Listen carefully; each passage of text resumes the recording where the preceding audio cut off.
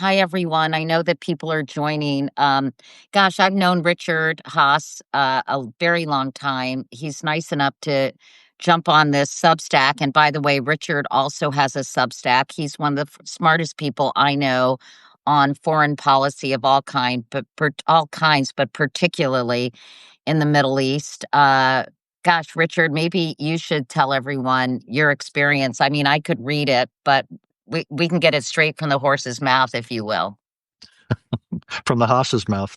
Uh, Look, it goes back a long time. I first went to the Middle East before you were born in Hardly. 1971. Lived there for a year in Israel. Did my undergraduate degree in Middle Eastern Studies. Did my graduate work on international relations with a Middle Eastern emphasis. Worked on it at the Pentagon in the late 70s after the Iranian Revolution and the takeover of the U.S. Embassy. Worked on it in the early 80s at State. I was George H.W. Bush's Middle East advisor for 4 years at the White House. Worked on it again when I ran the policy planning staff for George W. Bush, and I've been, writing about it, involved in negotiations there, you name it, for literally now probably about studying it for about half a century. That's crazy. And Richard was president of the Council on Foreign Relations for the last 20 years. He is now president emeritus. Anyway, he's written 14 books on American foreign policy, one book on management, one on American democracy.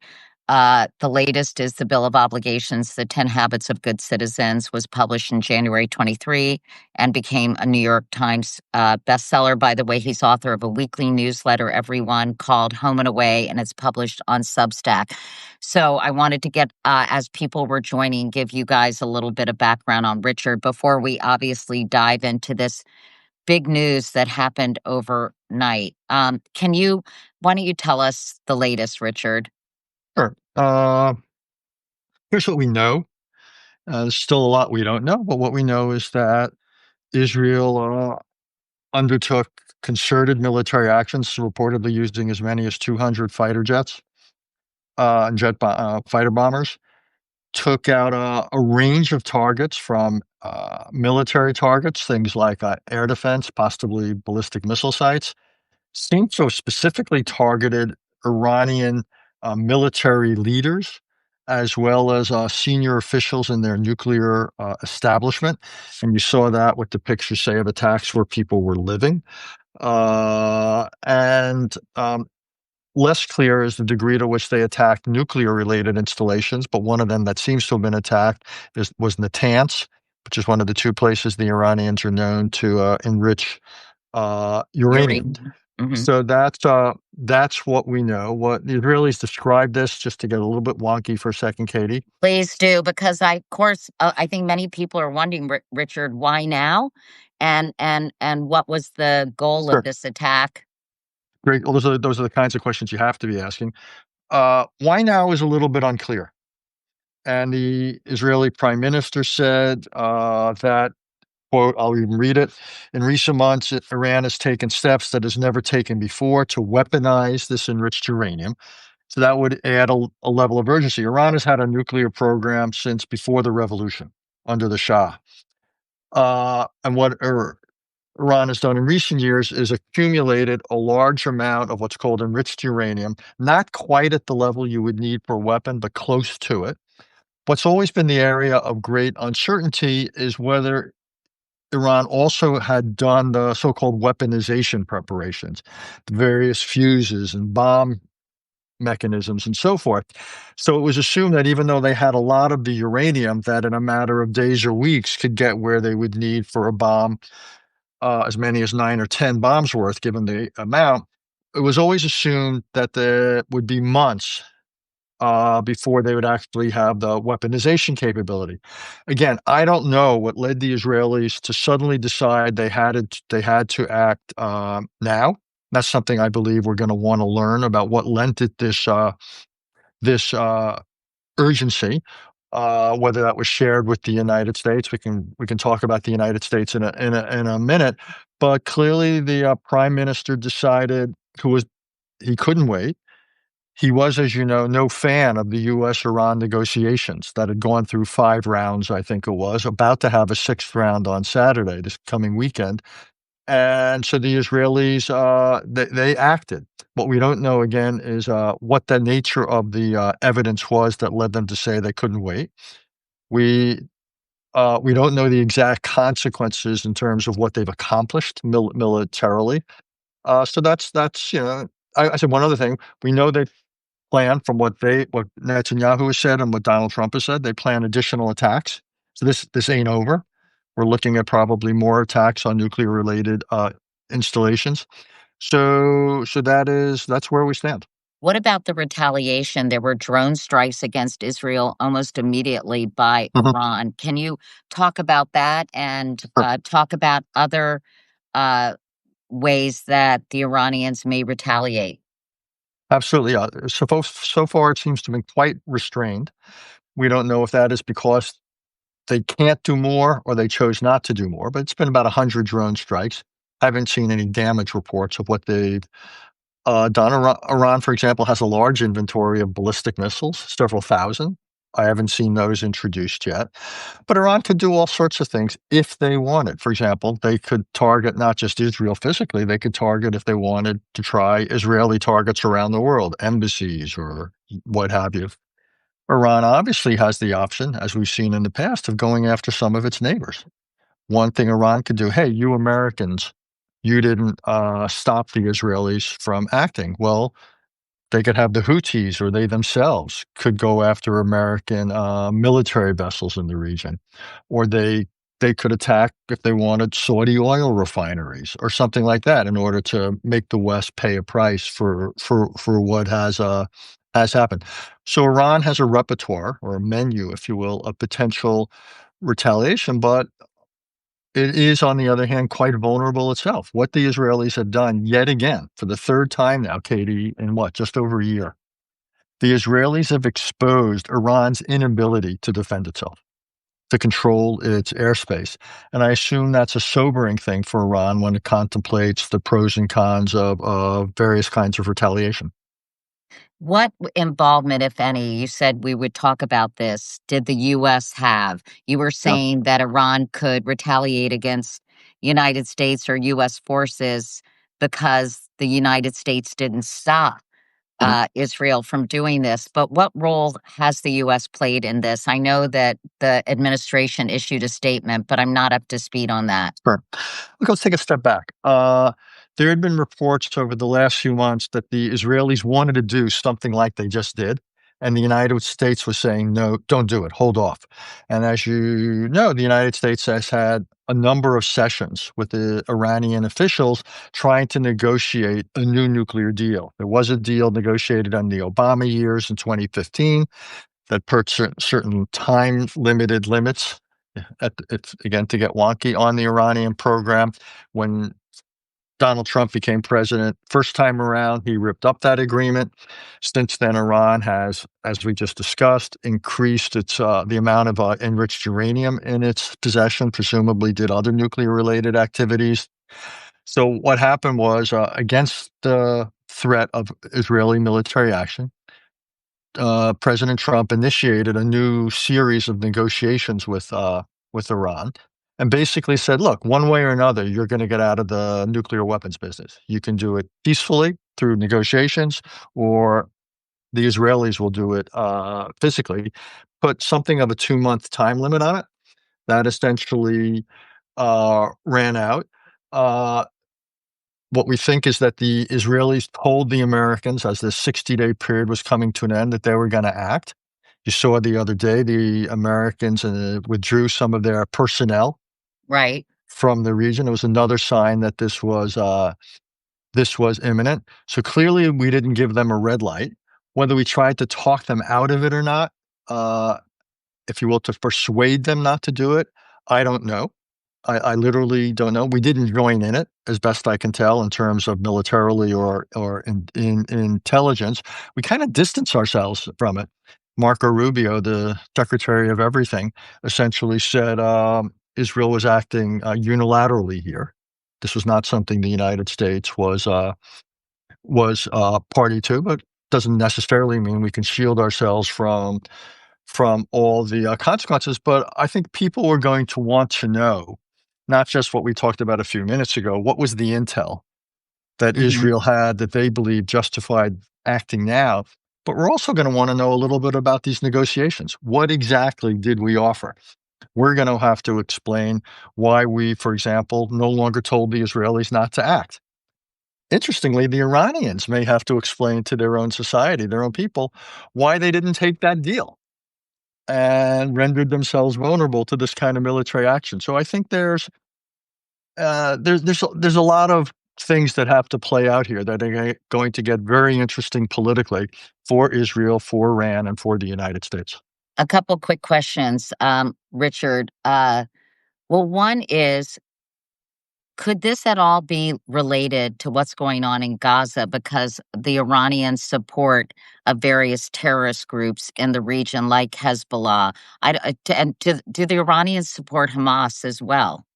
Yeah. Iran was historically the big strategic supporter of Hamas, but Hamas has been so weakened militarily, it's now no longer a threat to Israel. So no, I don't think this was linked to that. The connection, though, is more something else. If you recall, in April and October of last year, Israel took military action against Iran, weakening its air defenses and all that.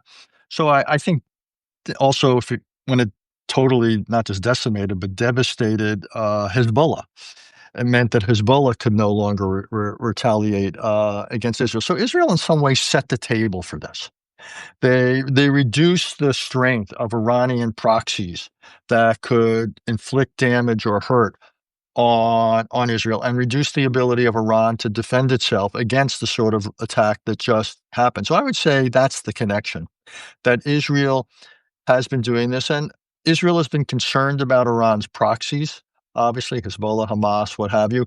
But ultimately, for most Israelis, this is the real issue, because this is the one that's an existential issue. As awful and as costly and as painful as October 7th was for Israel, that was not existential. Iran with nuclear weapons would potentially be existential. So there's a difference of quality or degree here. So as divided as Israel is, just to kind of take this a slightly different way, over issues of the role of the courts and Israeli democracy, divided they are about getting the hostages back, continuing the war in Gaza, there's not a lot of division on this issue. Yeah, and as controversial as Prime Minister Netanyahu is, in this area, he could probably act with a considerable degree of confidence that the Israeli people would, even as a lot of his critics would support him. So I think in that sense, this is apart from Gaza.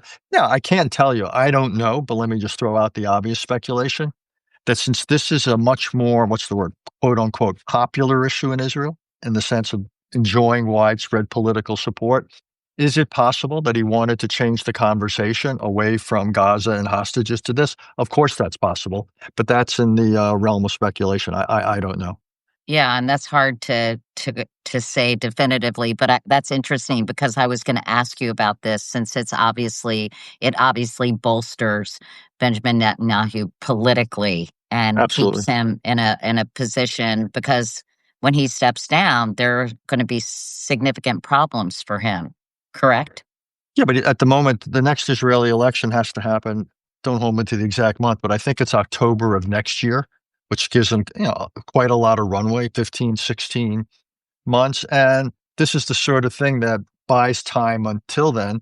I would just say, modern Israeli political history is, I wouldn't count him out. He is more, if a cat has 9 lives, he has 29 lives, politically. So but yes, but again, does this buttress or bolster his position? Absolutely, absolutely, because it reinforces the sense that he's a wartime prime minister, and this is not the time to change horses, to allow other issues to get in the way, because again, this is legitimately seen as an existential issue by many Israelis. I wanted to ask you if you could quickly kind of take us through why the Iranian nuclear deal was so controversial. There were two kind of schools of thought, Richard, and why the Trump administration basically ripped up what the Obama administration had negotiated. And by the way, you all, I'm talking to my friend Richard Haass, who's an incredible foreign policy expert, has great expertise in this particular region. And if you have any questions, please feel free to put them in the comments because I want to be responsive to whatever you all want to know. Anyway, sorry, Richard, can you get back to my question? Sure. Look, the negotiation and the deal that was reached between the United States and Iran during the Obama administration didn't solve the problem. To use a non-technical term, I would say it parked the problem. It bought you time. It placed certain limits on what Iran could do. It established certain types of monitoring mechanisms. And for various parts of the Iranian program, it put ceilings, I guess I would say, time-limited ceilings. And the critics didn't like it because they said, one is it's not a open-ended or permanent ban on the Iran's nuclear program, and two, it allowed them certain types of activity in the nuclear space, which a lot of people said is unacceptable. They'll continue to learn, plus they'll cheat and so forth. So it was interesting. It became wildly charged. And the defenders basically said it's not perfect, but it's better than nothing. And a lot of them would look back if you had them on this conversation today. A lot of them would say, "We told you so." That even though it was imperfect, it didn't solve the problem. To use one of my favorite distinctions, it helped manage the problem that with Iran. And the critics would say, "Well, we knew this wouldn't work, and we were right to rip it up, and we had to get to this point of clarity one way or another that we needed a more demanding agreement, which is what the administration was contemplating, or we needed to have military force. That they wanted to stop. I guess I would say there was one school of thought they wanted to solve this, quote unquote, and another school of thought that was willing to manage it. And the 2015 agreement was a management mechanism. And for the critics, it wasn't ambitious enough. It didn't solve it. And so they wanted, again, a more far reaching agreement. And that failing, they were open to the use of military force. And that's where we're on. This will be one of those things, by the way. What's so interesting about history? Everyone says history in hindsight is 2020. Guess what? It's not. This will be a good example where even in hindsight, history isn't 2020, and you will have debates about whether what happened the last 24 hours was inevitable, desirable. What if we had kept with this agreement rather than ripped it up? And the answer is you'll never know because we don't know what Iran would have done had it had the agreement still in place. We don't know what it would have done after various parts of the agreement had expired. I think some of the first parts of it were due to expire this year or next year. So it's one of those, it'll keep people busy for a long time conversations. I'm just curious if I can sort of close things out by asking you about the damage that was done by these attacks. Mohammed Bagheri, the commander-in-chief of the military, the second highest commander after the supreme leader, was killed, along with Jose Salami, head of the Islamic Revolutionary Guard, according to the Israeli military and Iranian media. And then the Ayatollah Khomeini, Iran's supreme leader, said Israel, quote, should anticipate a harsh punishment. And the Israeli military, after the 100 drones strikes at Israel, Netanyahu vowed the fighting would last as many days as it takes. So I guess the question I want to know, Richard, I mean, how serious is this? And could this result, and I don't want to be alarmist, but in an all-out war in the region, and especially given the rhetoric and especially given the damage that was done in Iran and will continue to be done? Let me put it this way. I mean, you're in your question in some ways, it's the impossible to answer with certainty category. I don't think this is over. I think we're going to see further Israeli military action against known nuclear-related sites that Israel believes it can reach and hurt militarily. I don't think we've seen the end of a Iranian response. That said, it's not like Israel and Iran share a border. There's limits to the kind of war they can fight. Iranian proxies are much weakened, Hamas, Hezbollah, what have you. Also, I think there's an interesting historical thing here. I think Iran, as important as it is to save face, to respond to Israel, to maybe keep a nuclear option alive, Iran has one higher goal, which is to preserve the revolution. It's really interesting. If you go back to the late 80s, at the end of the decade-long Iran-Iraq war, you had the Ayatollah Khomeini who basically said, I will accept this ceasefire with Iraq, not because I want to. He said, he compared it to drinking poison. He said, this is like drinking poison for me. But I will drink this poisonous ceasefire, because I need this war to end in order to preserve the revolution, what happened in 1979. So the question is whether the Iranian leadership of today, and before long, they could well have to go through, they recently went through a presidential transition. They may have to go through a new Ayatollah sooner rather than later, what they decide they need to do. And in order to preserve the revolution, part of that, Katie, and again, we don't have any of the evidence yet, what will be the reaction on the streets of Iran? Is this the sort of thing where there's a rally round the flag reaction? Or do the critics of the regime, which are many, do they see this as an opportunity to weaken the regime? So I think all of that has to play out. And in Israel, the conversation is going to be, again, what did we really accomplish? Did we have what justified this? What's the nature of Iranian retaliation against Israelis? I'm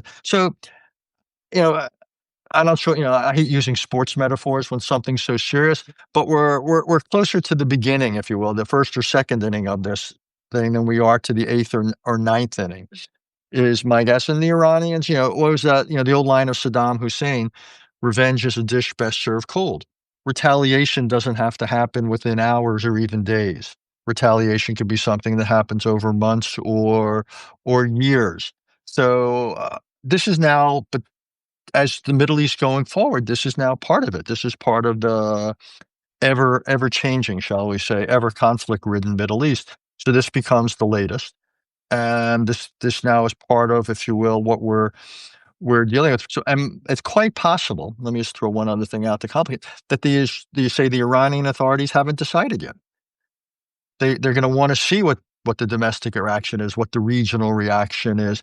They've got to put together a new military leadership. We haven't seen the details, but they have clearly been hurt badly disrupted.